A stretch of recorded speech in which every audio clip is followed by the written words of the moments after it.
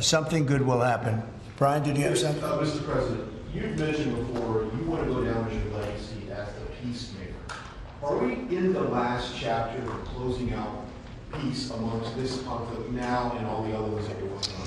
Well, I hope so. Look, we did a job with India and Pakistan and Serbia, Kosovo, and Rwanda, and the Congo, and this was all over the last 3 weeks or so, Marco, right? We did, and others that were ready to fight, and we stopped a lot of fights. I think a very big one, frankly, a very, very big one was India and Pakistan, and we stopped that over trade.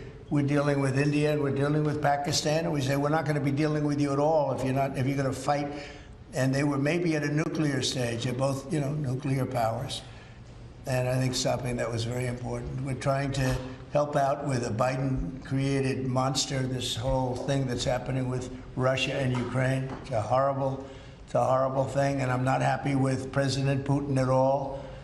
But this is something that would have never happened if I were president. This was a war that was never going to happen. Go ahead, Brian. I was just going to say, how would you address your critics that in the election they said that you would cause the next World War III, when in fact you're solving all the problems? I'm stopping wars. I'm stopping wars. And I hate to see people killed. Like, as an example, Ukraine and Russia. They're not Americans there being killed. They're not Israeli that are being killed. These are all Russians and all Ukrainians. But it's 5,000, maybe 7,000 last week, 7,500 last week, mostly soldiers. But people in towns and cities that are getting hit, but mostly death is mostly soldiers. Now, so they don't come from here, but it's 7,000 last week souls.